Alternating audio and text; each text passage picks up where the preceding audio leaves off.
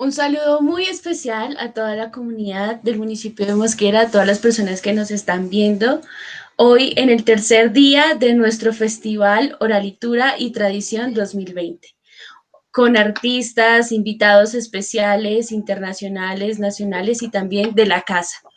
Hoy nuestro invitado especial, Andrés Ospina, nos acompaña en este conversatorio en donde hablaremos desde la literatura con una visión de la historia, ¿no? Y cómo permite que la literatura trascienda, ¿no? Bueno, agradecemos a las personas que se conectan en este espacio, esperamos que nos sigan y nos acompañen en todas las transmisiones de este festival. Hoy me encuentro también con mi compañero Giovanni Jaramillo, quien dará apertura a este espacio.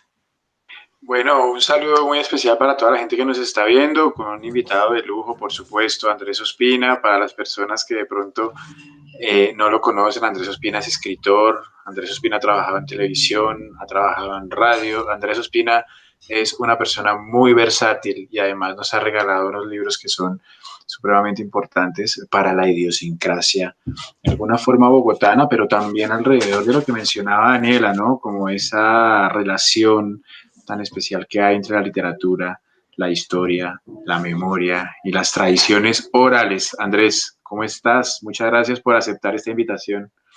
Un saludo, Daniela, un saludo, Giovanni, un saludo a toda la gente de Mosquera.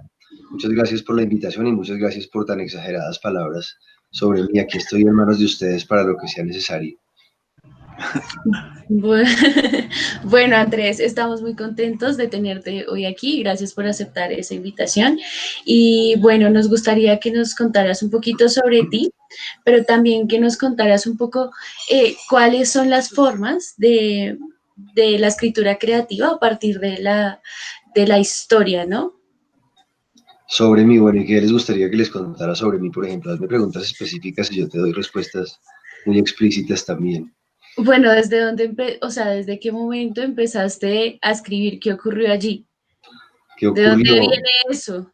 ¿De dónde viene eso? Son cosas con las que se nace, según lo que yo creo. Yo creo que la escritura, cuando es una vocación, viene contigo y hay un entorno que la hace más propicia o no la hace más propicia. Yo tuve la fortuna de crecer en un entorno donde se leía y por eso me interesó mucho el tema de los libros desde muy temprano. Entonces comencé a escribir cuentos cuando tenía 4 años y di muchas vueltas por el mundo y aquí estoy. Esa es mi vida en resumen, literariamente, ¿no?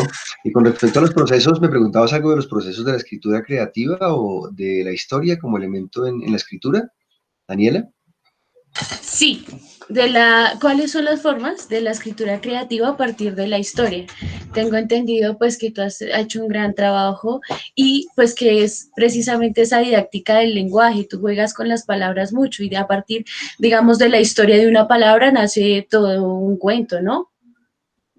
Bueno, sí, Entonces, es desde ahí. yo creo que quizá una cosa importante que puede atravesar la literatura de mucha gente, no la de todos, pero la de algunos, es el hecho de que el lenguaje es un determinante y creo que todo escritor tiene que tener una relación particular con la palabra y con la manera como se enfrenta al lenguaje y a las prácticas de comunicación, porque finalmente la única herramienta que tenemos los escritores y quienes comunicamos es la palabra, por lo menos por la vía verbal. De manera que ese es un interés para mí, digamos, construir un corpus de palabras que sea lo suficientemente estructurado y lo suficientemente bien fundamentado como para que genere una historia, un universo que se sostenga por sí solo, que genere una experiencia que pueda emocionar o hacer sentir algo a la gente que está alrededor y que pues a la vez también hilvane una historia. Ese es el propósito fundamental de la palabra y lo interesante es que finalmente solo tenemos como materia prima la palabra. Y eso pues es un reto fundamental en la vida de todo escritor y creo que lo es en la mía, por supuesto. Andrés, estaba, bueno, ya hace algún tiempo viendo algunas entrevistas y algo me llamó la atención. En alguna de tantas decías como, bueno, si yo hubiera nacido en Lima, pues estaría escribiendo sobre Lima o me habría interesado por Lima. Si yo hubiera nacido en Manchester, pues me habría interesado por Manchester. ¿Cómo fue ese punto también como escritor cuando tú dices, comienzo a interesarme como por lo vernáculo? es decir, como por todas esas cosas que me rodean y que finalmente es lo que eres o lo que somos, los bogotanos, los mosquerunos, los antioqueños, qué sé yo. ¿Cómo encuentras, digamos, como esa chispa para decir, bueno, voy a comenzar a narrar lo que soy? Bueno, y si hubiera nacido en Mosquera, también seguramente escribiría sobre Mosquera, evidentemente, porque quizá quienes conocen lo que he escrito supondrán que soy alguien consagrado o casado con la idea de Bogotá o con contar a Bogotá. No, no se trata de eso, ni es mi interés tampoco hacer unos retratos de ciudad ni unas postales de ciudad, pero quizá en el caso mío, lo que yo sentí en algún momento de mi vida es que, por un lado, tenía que hablar de lo que menos desconocía, del entorno que menos desconocía y lo que menos desconocía, pues dado que he estado o estuve, sobre todo los primeros años de mi vida, muy confinado a este entorno bogotano, pues era lo que tenía a la mano, que era Bogotá. Y me gustaba mucho conjugar la historia en tiempo pasado. Me gustaba mucho el tiempo del tema de la palabra como un detonante de cosas. Entonces decidí hacer una combinación en lo que escribía que tocara de cerca el tema del tiempo como un determinante, que tocara el tema de la palabra, que tuviera una estructura de palabras que para mí fuera, digamos, sustentable, como lo dije antes, y pues algo que estuviera concordante con el entorno que yo menos desconocía para que tuviera algún grado de verosimilitud. Creo que eso era lo que me hizo pensar en eso, en que yo debía escribir sobre mi ciudad. Y lamentablemente se me convirtió después en un rótulo, o no sé si lamentablemente, de pronto muy afortunadamente, después se me convirtió en una etiqueta que hoy me identifica ante alguna gente o que me estereotipa o que hace que mis libros quizás no se lean tanto fuera de Bogotá. Yo creo que ni siquiera en Mosquera se llegan mucho mis libros precisamente por ese tema de Bogotá, pero de todas maneras, pues creo que ha sido una manera de hablar honestamente de algo que tengo a la mano, sin que eso quiera decir que me vaya a quedar en eso, porque me interesa obviamente hacer otras cosas distintas. Ok, hace algún tiempo comenzaste a publicar una novela por entregas, ¿no? Que era como todo lo opuesto porque te vas para Berlín. A ver si lo pronuncio bien. Herpreus, Sí, Herpreus, ¿cómo sería la sí, vuelta? pero si lo dices en alemán, mi alemán es malo, no quiero decir que yo lo vaya a pronunciar bien, o sea, yo lo voy a pronunciar no muy bien, o sea, sería como Herr Preuß en realidad, pero para mí es Ok, difícil, pero diga, pongámoslo más fácil, sería Herr Preuß, pero también lo puedes pronunciar, Giovanni, como se lee casi, sino que es Herr Preuß, o Herr Preuß incluso, si le quieres desaparecer la H. Lo correcto sería como un Herr Preuß, pero es un poco difícil para el paladar hacer este tipo de Gs guturales, entonces dejémoslo en Herr Preuß o en Herpreus. Herpreus surgió porque de un tiempo para que he venido muy interesado en varios temas en relación con culturas ancestrales del país del que venimos. Me interesa mucho el patrimonio en todos sus órdenes, el patrimonio arqueológico, el patrimonio histórico, el patrimonio representado en palabras, en imágenes, en personajes, en memorias, en testimonios, en los recuerdos de un anciano, en todo lo que pueda llamarse patrimonial y sea un instrumento de aprendizaje o de cultura o de perpetuación del conocimiento, de la belleza humana, que son cosas, o de la belleza del universo mismo, no humana, no seamos tan antropocentristas, de la belleza del universo. Y en ese sentido, pues me he ido acercando a cosas que me gustan, como las estatuas de San Agustín en el departamento de Huila. Y también he ujú. tratado, pues, en este deseo de descachaquizarme, he tratado de hacer unas visitas a ver si mi cuerpo se adapta a otros universos y comienzo como a vibrar en otras frecuencias, porque eso es muy importante, estar uno vibrando en una frecuencia diferente a la de Bogotá.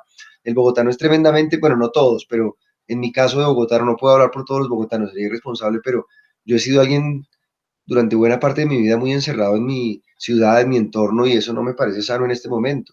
Ahora que siento que estoy en la mitad de mi vida, quisiera salir a explorar el país, de pronto no el mundo, no tengo pretensiones de ir a conocer la aurora boreal, aunque me gustaría, pero sí me gustaría conocer el Magdalena, por ejemplo.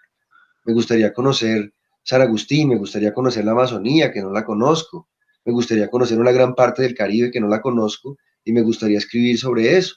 Y ando buscando inspiraciones. Entonces, en ese tema, llegué a la historia de unas estatuas y llegué a la historia real de un personaje que hace muchos años fue a San Agustín en calidad de enviado del gobierno alemán. Esta historia es real. Fue a San Agustín como explorador y con la venia del gobierno colombiano a espaldas de las autoridades, sobornando gente y demás, se logró sacar unas estatuas de San Agustín que se llevó al Museo Etnológico de Berlín por la vía marina de contrabando, sin reportarlas a las autoridades o por lo menos con lo que llamamos un chancuco.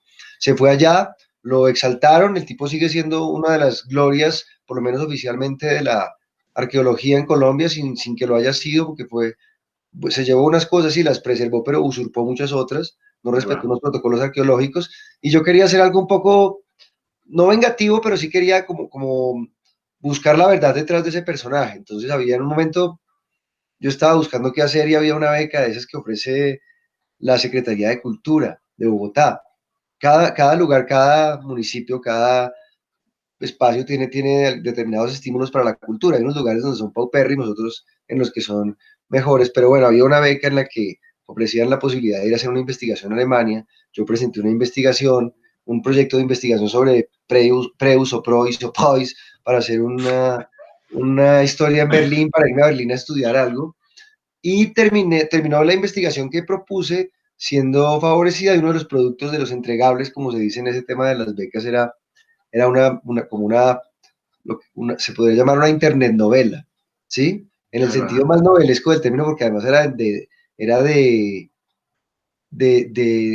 tiro muy corto, se escribía muy rápido y pues no había mucho tema de edición ni nada, sino que yo más o menos inventaba una historia, tratando sobre todo de mantener la atención del que estaba leyendo. Esa era la idea. Entonces es la historia de un detective que se va a San Agustín y descubre la farsa detrás de esas estatuas y la vida de alguien que viaja desde Bogotá hasta Berlín buscando algo sin conocer el idioma, en muchas circunstancias particulares. Es más o menos esa la Bueno, historia. fuiste ahí el extranjero, ¿no? Entonces, ahí sería preguntarte, ¿te has sentido extranjero en tu propia ciudad, en tu propio país? Claro, en mi propia casa. Creo que en algunos momentos todos nos hemos sentido extranjeros en distintas circunstancias y muy perdidos. Y creo que de todas maneras lo somos, porque entre otras cosas el concepto de nacionalidad es un tema algo primitivo, o sea, sentir que yo soy de determinado lugar y que eso me hace de determinada forma y que no voy a cambiar y que estoy predestinado a ser así, o que porque soy del caribeño soy muy alegre, o porque soy del centro del país o de Mosquera o de Cundinamarca soy retraído. Pues es incurrir en unos arquetipos que no son para nada sanos, que están más bien, que obedecen a etiquetas, que es una de las peores cosas que se ha inventado la humanidad. Entonces, sí, claro, me gusta sentirme extranjero en mi ciudad y me gusta descubrirla, entre otras, porque pues yo no conozco toda mi ciudad e ir a cualquier parte es una aventura. Es decir, hay vecindarios de Bogotá a los que yo no he ido. Pues te puedo decir que he ido a Mosquera y no he ido a muchísimos barrios de Bogotá. Te puedo decir cómo es Mosquera, pero no te puedo decir, pues te puedo hacer una descripción de Madrid, de Mosquera, de esa zona, y no te puedo decir cómo son muchísimos vecindarios de Bogotá los que nunca he ido. Y ocurre con otros países, entonces me gusta sentirme extranjero, es bueno, es sano. Te pone alerta también. Bueno, Andrés, gracias. Te quería preguntar algo sobre las historias del Salto de Tequendama, hablando un poco de aquí, de la zona. Sé que hiciste todo un trabajo de investigación y que esto está en el libro. Tú me corriges ahí, Jiménez, porque se escribe con X. Sí, se pronuncia como México, que se escribe con X, pero se pronuncia con J. Sí, sí, Jiménez, lo dices muy bien, Daniela. De las historias del Salto de Tequendama, ¿quieres que hablemos de...? Sí, Sí, ¿hay una pregunta en concreto o quieres que hablemos en general de ese tema?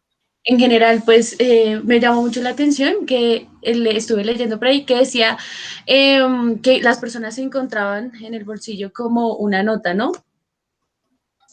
Sí, es una historia larga. Bueno, yo creo, no sé, voy a ponerlo en contexto porque uno a veces asume que todo el mundo conoce las cosas y a veces es bueno hacer la descripción básica de todo, ¿no? En Cundinamarca, yendo para el municipio de Soacha, entre Soacha y Mesitas del Colegio, hay una caída de agua llamada el Salto de Tequendama, que por cierto tiene un aspecto majestuoso ya bastante venido a menos porque se ha disminuido mucho el cauce por una hidroeléctrica que pusieron ahí, que es la hidroeléctrica del Charquito, que pusieron hace muchísimos años allá y eso le ha diezmado el cauce al Salto de Tequendama.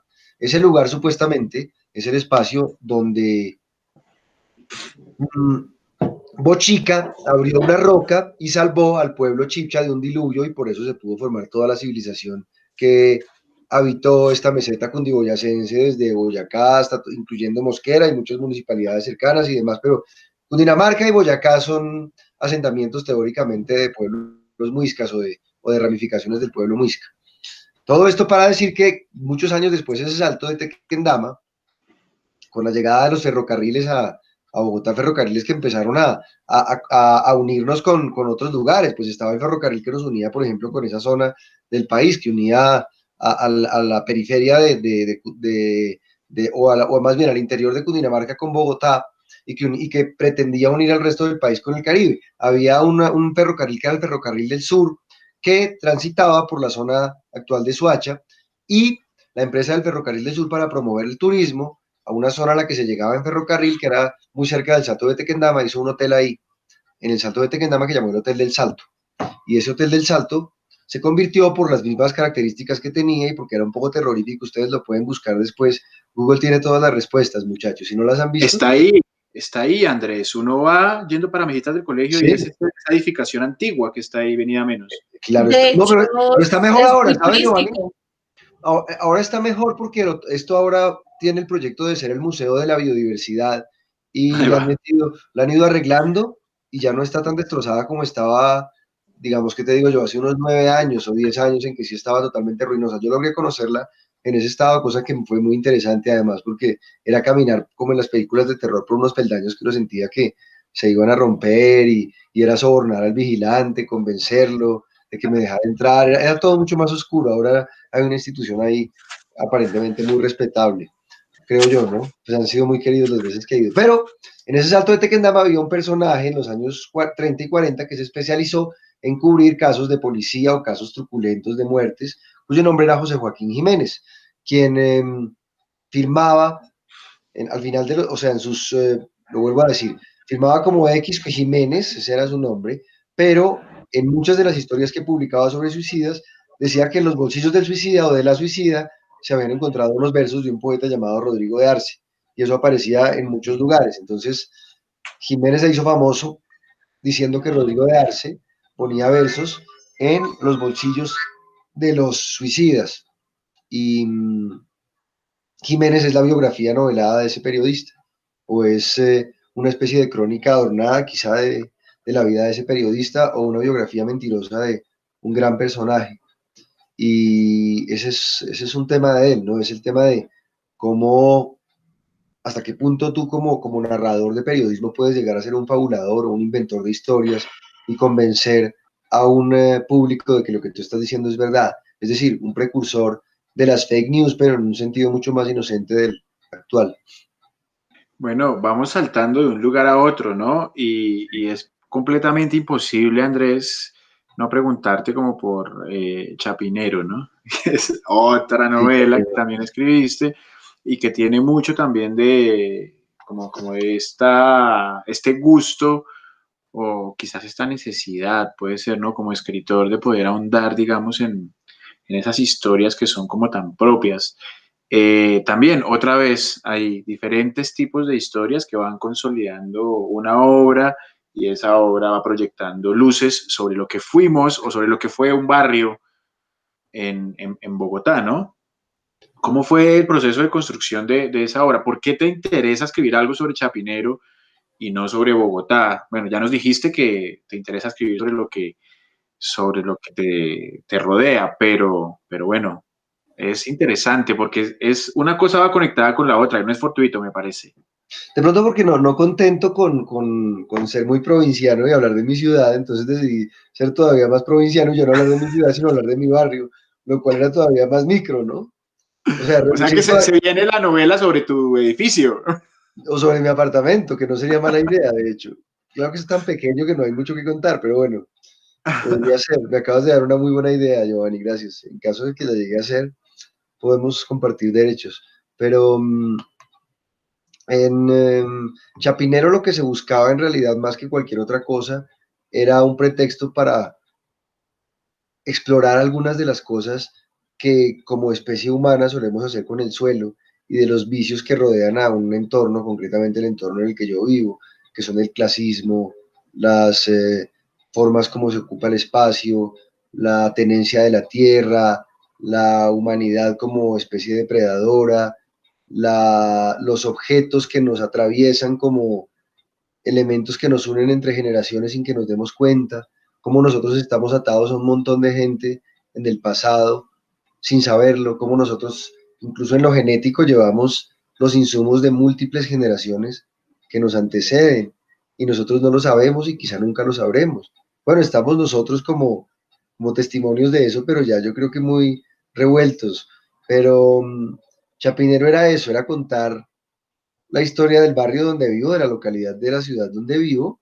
No la historia en realidad, porque no es una, mucha gente lo esperó y por eso hubo mucha gente que le dio muy duro. Carlos Lleras de la Fuente, por ejemplo, dijo que era muy confusa la novela y que era muy mala y que no le gustaba y lo publicó en una columna. De pronto tenía razón, no sé, puede ser, pues igual yo estoy en un proceso de formación y esa la escribí hace 5 años y no siento la necesidad de que todo lo que haga sea brillante ni genial, pero mucha gente la criticó porque esperaba conocer la historia del barrio ahí, o esperaba que yo les contara en 1789 la señora Lisa Cobb de Pombo compró la mansión acá y allá. No se trataba de un cuadro de costumbres, sino más bien de a través de una ficción, hilvanar momentos en la historia de un barrio y representar así cómo las historias nos unen y cómo a veces, o sea, miles de preguntas que yo tenía en ese momento también, miles de preguntas alrededor de qué está haciendo uno, de cuál es el lugar de uno en el mundo como individuo, como aquella secuencia genética, o como aquella seguidilla, o como aquel eslabón final de un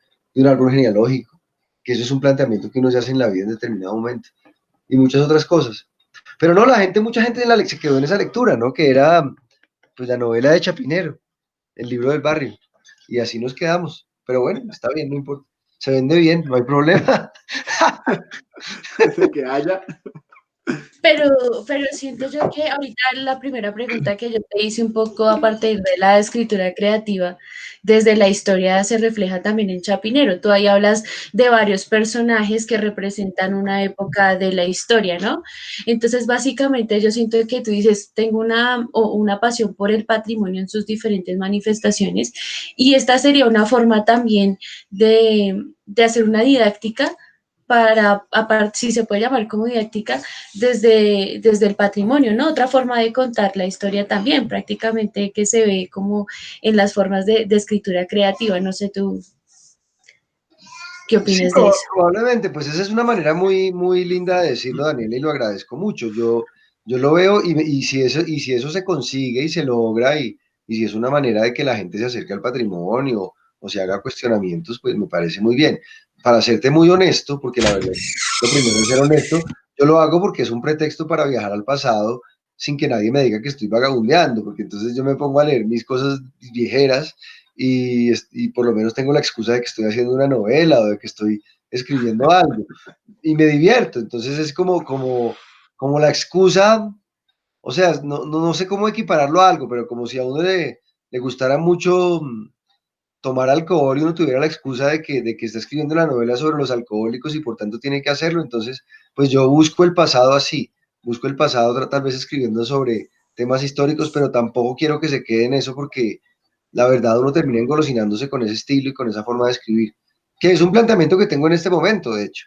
¿Para dónde voy? ¿Qué voy a hacer para no repetir ese cliché que es la historia y ese cliché y esa muletilla que puede llegar a ser la obsesión del arraigo histórico o de poner todo en una matriz de hechos comprobables o verificables o de tener que dedicarte un buen tiempo a ahondar en documentos o en cosas para obsesionarte con que algo sea creíble, que es un peligro, digamos, cuando tú ya has hecho un par de textos de literatura o de pretensiones literarias en los que tú quieres contar o te has apegado a la historia, ya llega un punto que tú dices, si sigo este camino me puedo llegar a convertir en alguien que se repite tontamente en la fórmula de adornar una historia, ¿no?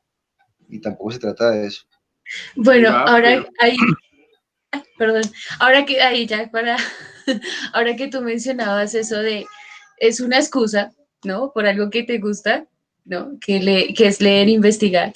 Pues cómo sobrevivir a la escritura, a la literatura, pero también esa gestión administrativa. De la vida, dices tú, en gestión administrativa de la vida. Uy, O eso sea, es no, muy... no, no, no. Sí, digamos como lo administrativo que ya sabemos de las instituciones, ¿no? ¿Cómo sobrevivir a eso? Sí, pero estamos hablando en realidad como de la supervivencia, ¿cierto? Sí, La pregunta va por ese lado. Me gusta mucho que lo preguntes qué bueno que me des la oportunidad de contestarlo, porque la verdad todavía no lo tengo muy claro. Yo no sé cómo estamos remando en este barco en muchos sentidos, porque finalmente tampoco puedo hablar por toda la comunidad humanista, pero muchos de los que estamos en este horizonte de la creación, seamos buenos, malos, regulares, pésimos o excelentes, no importa cómo seamos todos los que estamos haciendo esto, tenemos evidentemente muchas dificultades porque entre otras no somos los mejores con los números, ni somos los mejores proyectando u operativizando nuestra actividad. Y eso es bien complicado. A mí se me ha dado, la suerte ha sido muy generosa conmigo en ese sentido, pero en mi caso personal, y no puedo hablar, sería demasiado torpe que yo hablara desde la fortuna que he tenido, porque ha sido simple fortuna, no ha sido más que realmente ha sido estar de buenas, yo lo llamaría así, o haber tenido, estado en el momento correcto en determinadas circunstancias, pero yo no he tenido dificultades extremadamente serias, no soy alguien que haga una fortuna escribiendo libros de ninguna manera, pero paralelamente a este tema he podido desarrollar trabajos patrimoniales, he podido hacer algunos trabajos por encargo, algún tipo de cosas que me permiten administrar mi vida y no naufragar en este mundo de la creación. Claro, repito, sin ser millonario ni nada, pero creo que a fuerza de insistir y de tener ciertos rigores, cierto profesionalismo y de tener cierto método de aprendizaje y de automejorar, si uno logra de alguna manera sacarla. Toma tiempo, toma muchos años, porque uno mismo tiene que perfeccionarse, tiene que luchar contra la propia pereza, que es un tema muy complejo, contra las ganas de no hacer nada que muchos tenemos incorporadas en nuestro ADN, contra la incredulidad de los demás, del entorno, contra el entorno mismo que mencionamos que a veces es muy estéril o que te empuja o que es poco inspirador, contra la iliquidez, en fin, pero yo creo que se puede. O sea, yo les garantizo a los que están del otro lado que con estrategia se puede, pero hay que ser estrategas. Ahí va Andrés, ahora nos decías, bueno, que hay como un temor quizás como a repetirse cuando uno está escribiendo libros, pero bueno, yo tengo que decirte que me parece que no es tu caso y también te has estrenado del lado un poco más académico, ¿no? Ya es lejos, digamos, de la ficción literaria cuando hiciste lo del Bogotálogo. Muy pocos escritores se dan el lujo de escribir diccionarios, Daniela. Por favor. O sea, para escribir crónicas, para escribir cuentos y para escribir novelas, lo cual tiene un mecanismo de creación bien particular y de sacrificio mental, social, etcétera, económico. Pero la escritura de un diccionario es tremendo. Andrés Ospina escribió un libro que es un diccionario de palabras, de frases y de oraciones, quizás que son muy bogotanas. Y esto también nos incluye quizás a los municipios que están alrededor de Bogotá, ¿no? Es muy natural en Funza, en Mosquera, en Madrid, en Faca, en Cajicá, en Chía, ¿no? Escuchar esas mismas frases, ¿no? Como decir a cuánto jode la hora, Sí, o a dormir claro. donde lo trasnocharon, o ¿sí me entiende? Todas esas cosas. Entonces te quería preguntar como también por eso, porque volvemos exactamente a lo mismo y aunque tú digas que te puedes llegar a repetir, me parece que lo que haces es como proyectarlo también hacia otros espacios del conocimiento. Bueno, pues te agradezco mucho tus palabras, Giovanni, muy halagadoras y me animan mucho a continuar en este tema. Con respecto a lo de que pocos se dan el lujo de hacer un diccionario, pues de pronto porque pocos son tan irresponsables, porque hay ¡Que cierto viva la grado irresponsabilidad! Sí, sí, no, la verdad, sí, yo sí soy un defensor hasta cierto grado, yo creo que cierto sentido del disparate controlado ayuda a que el mundo opere mejor, engrasa la maquinaria de la imaginación. Si no fuera por el disparate uno no logra hacer nada. Entonces uno tiene que ser calculadamente disparatado y bueno, en ocasiones uno se desmadra, ¿no? Se larga de frenos y puede llegar a cometer errores, pero pues es parte del proceso de vivir y de crear. Con Bogotálogo, bueno, yo no lo veo tanto como un diccionario en el sentido riguroso de la expresión, porque como tú muy bien lo mencionas, no tengo una formación académica tal, o más bien, no podría hablar desde lo académico, nunca he pretendido tener una aproximación académica al mundo, respeto mucho a quienes lo hacen, valoro muchísimo el trabajo de quienes lo hacen, y precisamente por eso sé que no es el terreno en el que yo debo estar. Lo que yo quería era hacer una aproximación cariñosa a las palabras y hacer una experiencia de literatura o de escritura a través de una exploración de la palabra y de lo que se decía acá, cosa que me pareció muy divertida. Entonces lo que yo quería era más contar una historia, pero incluso hoy leo Bogotálogo y me desconozco por lo menos en la primera edición y digo, ¿cómo pude yo decir esto hace 8 años? ¿Cómo pude yo pensar de esta manera? O sea, ¿qué clase de tontarrón era yo cuando tenía la edad que tenía? Y fue hace 8 años la primera vez que se publicó, o que se escribió hace 10, pero me desconozco a veces en Bogotá. Luego, afortunadamente estamos trabajando en una reedición en este momento que va a permitir eso. Y obviamente que en toda Cundinamarca, y no solamente en Cundinamarca, porque el Bogotálogo no es un diccionario del habla cachaca, que es lo que la gente piensa, que es como el tema de cómo habla el bogotano arquetípico y upper class, o sea, de altos vuelos, de clases muy favorecidas, ¿no? En muchos el arquetipo del cachaco es el señor de sombrero, bien vestido y con cierta posición social. No, Bogotá es el compendio de miles de cosas. A Bogotá la construimos muchísimos hijos de provincianos, por ejemplo. Es mi caso. Bogotá ha sido construida de manera multiétnica, multicultural, multireligiosa. Hemos recibido el aporte de un montón de gente de Colombia y de fuera de Colombia. Y el castellano o el español que hablamos acá es un reflejo de cómo hemos crecido en eso, gracias a que nos hemos permitido ser unas esponjas, absorber cosas. Entonces, de ahí que muchas palabras que usemos en Bogotá sean del Caribe o sean de Antioquia, y son palabras que usamos a diario en Bogotá. Parcero, una más o menos reciente, es una palabra que nos viene de Antioquia, por ejemplo, y si nos vamos más lejos, nos viene de Brasil, y si nos vamos más lejos, nos viene de Portugal. Entonces, o de aparcero, también hay muchas maneras de entender muchas cosas de nosotros a través del lenguaje, y también es lindo darse cuenta de que mucha gente encuentra difícil entender eso. Cuando mucha gente lee Bogotá y dice, pero esta palabra no es bogotana, yo le digo, pero es que no estamos hablando de qué palabra es bogotana o no, estamos hablando de qué palabras hablamos en Bogotá, que es diferente. Ok, ¿qué palabras has escuchado en los últimos 2 años que te han llamado la atención y has decidido, pero qué carajos es esto? ¿De dónde proviene esto? ¿Qué palabras incluirías en el Bogotálogo? Sí, hay unas que vienen de hecho me sigo preguntando qué carajos son. Por ejemplo, estamos melos, no he podido entender qué es. Maquia, tampoco la tengo muy clara. Qué ¿Han oído el raro. maquia? Esas Sí, dos sí, yo creo sí. que encabezan la lista. Ahora, también hay unas que se han venido instaurando ya no sé, supongo que en Mosquera es igual, porque pues Mosquera y Bogotá son la misma cosa finalmente, ¿no? No hay ninguna diferencia en acento ni en nada, no la veo, ¿no? De ninguna manera. Mm, la gente dice mucho amo cuando algo le gusta. ¿Te gusta la pizza? Amo. Sí, te gusta, amo. Es una expresión muy mira, me haces caras, de pronto no es familiar para ti. Entonces, bueno, yo la he oído, No, sí, sobre, también. sobre todo en redes. Y Sí. ese tipo de expresiones son bien, bien curiosas. ¿Y qué Amo, tal amo esa Zoom. no, y qué tal esa de el pelo, un pelito? Un pelito, pero en que dame un ejemplo de uso. Como Por para un ejemplo, amante, sí, sí, sí, mi pelo, voy a visitar a mi pelo. el arroz en Ah, bajo. sí. Bueno, el arroz en bajo, sí, el mi pelo. Sí, sí, sí. El mi pelo, sí, también lo he oído. Sí, ya entendía en qué contexto la dices. Bueno, pues hay muchas y todos los días salen nuevas. Hay que tener los videos muy alerta. Bueno, tú hablabas algo en una entrevista que vi tú mostrabas tu celular y decía, esto lo han nombrado flecha, ¿no? Y Sí, aquí lo que tengo, mira, precisamente lo tengo aquí junto a mí, como un fetiche.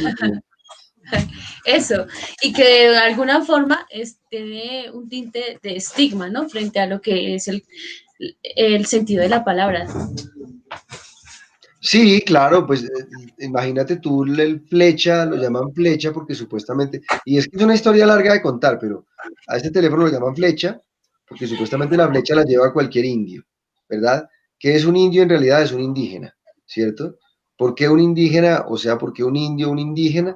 Porque Américo Vespucio y Cristóbal Colón, cuando Cristóbal Colón llegó aquí, él pensó que había llegado a las Indias Occidentales y creyó que los indígenas eran indios, por eso los llamó indios, por eso a los indígenas se les dice indios, o se les dijo indios en algún momento, y por eso la gente que quería darse cierto pisto con ciertos dejos de elitismo, absorbió esa denominación de indio como una manera despectiva de aludir a alguien de una raza inferior o muy escasamente cultivado o de poca instrucción o torpe o guache u ordinario. Entonces tiene toda una carga semiótica complejísima, que es la de cómo hay un elitismo en una palabra, cómo, mira toda la historia que hay, una palabra te está contando sobre elitismo, te está contando sobre un proceso migratorio gigantesco que es nada menos que un hombre y su tripulación recorriendo un continente para llegar a otro y encontrarse con una cultura que no conoce y confundirse porque el tipo estaba tan perdido, o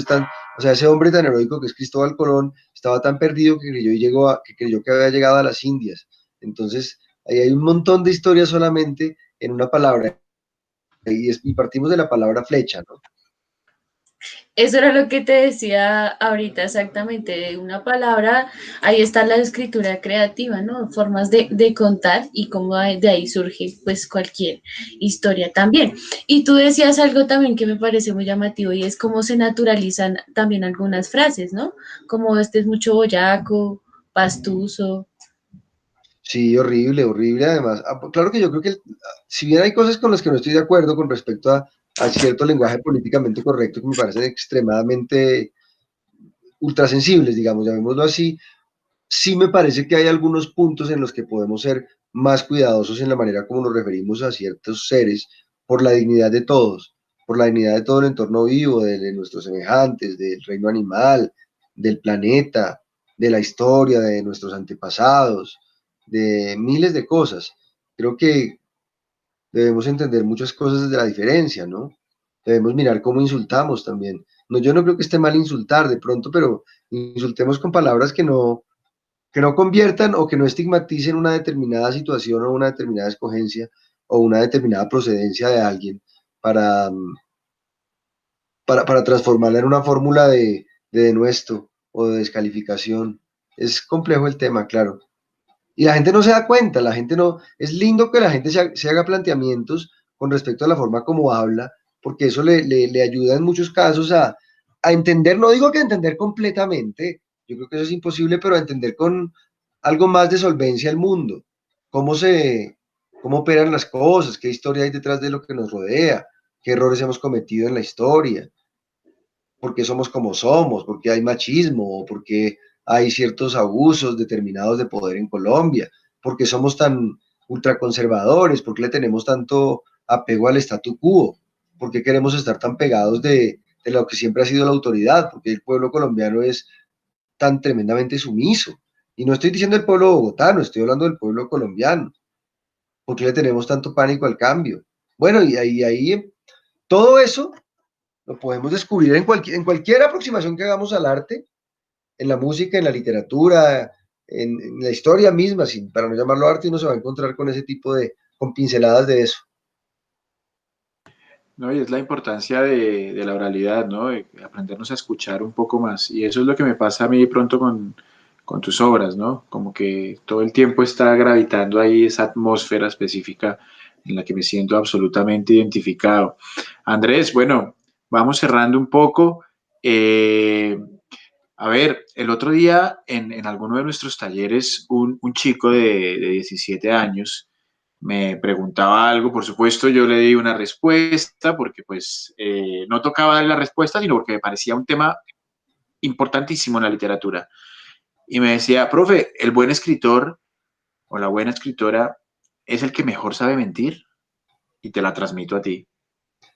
Yo pienso que sí, yo pienso que sí, aunque no creo que saber mentir sea, o sea, no creo que sea la característica principal tampoco. Yo creo que un buen escritor, no, voy a reevaluar mi respuesta. Me puedo arrepentir de lo que dije, aunque haya acabado de decir. Como ahora no se puede arrepentir de nada porque ya se lo sacan en Twitter y le dicen, no, usted hace 15 años dijo que le gustaba la Coca-Cola y hoy está diciendo que no le gusta, usted es un inconsecuente, es un estúpido, ¿no? Así es la gente en las redes sociales actualmente, ¿no? Te cobran cualquier tontería que tú hayas dicho. Lo han vivido, supongo, alguna vez o han visto cómo alguien lo ha vivido.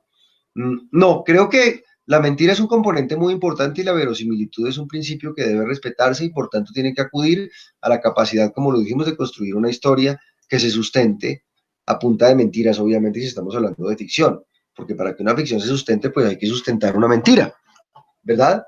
Pero creo que más allá de eso, hay un entramado de personajes, de características, de sentimientos, de emocionalidades, de vivencias debidamente filtradas. Es decir, hay un proceso mucho más allá que la sola creación de pruebas de un hecho que no existió.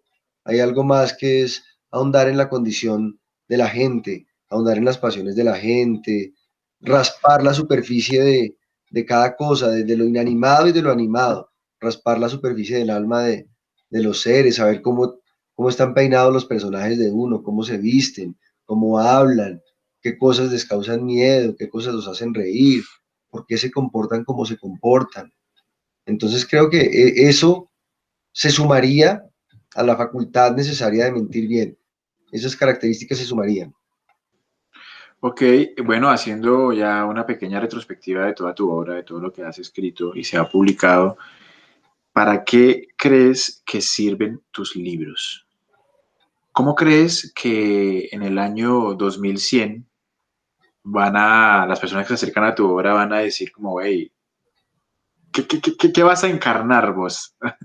No, pues yo no creo, primero, Giovanni, yo no soy tan optimista, ¿no? Pues yo creo que mis libros son cultura pop, es decir, son un producto desechable, no creo que yo no estoy escribiendo el Quijote ni nada parecido, yo creo que o sea, si logro que la gente se los termine de leer ya es suficiente. ¿Qué expectativa podría tener vanidosamente de lo que vayan o de sobrevivir más de 100 años, cuando hay tantos talentos en el mundo, cuando hay tantas cosas que mirar?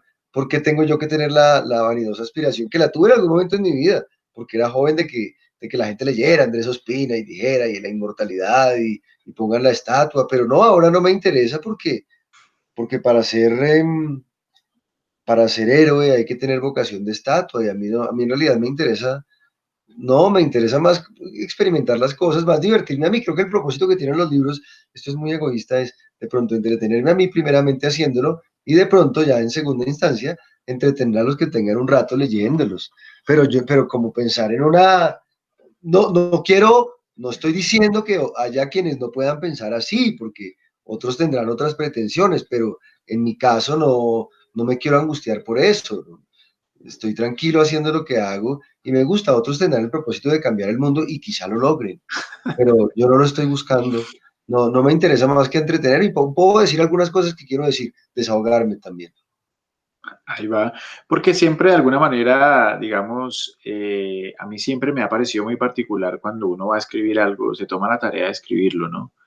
Se toma el tiempo de escribirlo es porque algo interesante está diciendo, si no simplemente lo diría para que el viento cumpliera con su deber. Y eso siempre lo transmitimos de pronto a los chicos y a las chicas interesadas, ¿no? Cada vez, y es algo muy particular, la gente está menos interesada no solo en los libros, sino también en el proceso de escritura, aunque hoy por hoy estemos escribiendo un poco más, ¿no?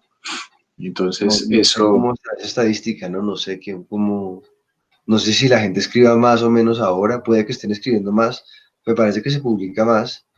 No sé si la gente lea más o menos ahora, tengo la impresión de que leen más, pero tampoco, no creo que ninguna estadística sea fiable de las que nos dan, de que un colombiano se lee 2 libros y medio, eso es tremendamente arbitrario, ¿no?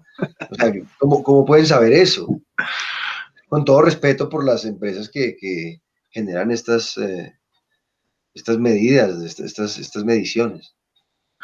ahí va. Bueno, Andrés, agradecemos mucho tu generosidad, el tiempo que nos has dispensado, de verdad que sí, las puertas de la Escuela de Literatura del municipio están, por supuesto, siempre abiertas y de la Secretaría de Cultura también del municipio. Te vemos cansado, nos dijiste que estás despierto desde las 3 de Sí, la mañana. no quería que lo dijeran aquí en público porque se notaba más, pero ya me delataron. Sí, estoy despierto desde temprano, perdónenme la cara. Además tengo una sed, no sé por qué me arrancó una sed terrible, no, parece que tuviera guayabo, no es así, soy casi abstemio. Pero, pero muchas gracias a ustedes por la invitación, Daniela, muchas gracias, Giovanni, porque llevamos mucho tiempo hablando de esto, llevábamos tiempo coordinando este encuentro y para mí es un gusto siempre pues tener ocasión de hablar con ustedes y espero, claro, por supuesto, ir algún día a Mosquera, bien sea para hablar de libros o para comer algo, hay muchas otras cosas que hacer en la vida, ¿no es cierto? También se puede uno divertir postre o alguna cosa visitando amigos o algo parecido. Total. Gracias, Andrés, por aceptar esta invitación, esta charla tan amena. ¿no? Muchísimas gracias también por este espacio. Y bueno, sí, tú sabes que aquí las puertas de la escuela, pues bienvenidas, pero no solo de la escuela, sino también de nuestro municipio. Agradecerte una vez más y qué bueno que podamos, sí, más adelante tener un encuentro. Entonces, cerramos este espacio, esta conversación con Andrés Ospina y, bueno, agradecerle también a la Alcaldía local, a nuestro alcalde Giancarlo Yarumeta, a la Secretaría de Cultura y, por supuesto, a la Escuela de Literatura e invitar a las personas a que sigan conectados con el primer Festival Oralitura y Tradición 2020. Listo. Andrés, gracias. Chao, Dani. Un placer. Chao, Bueno, un muchas abrazo. gracias. Que estén muy bien. Buena suerte. Gracias.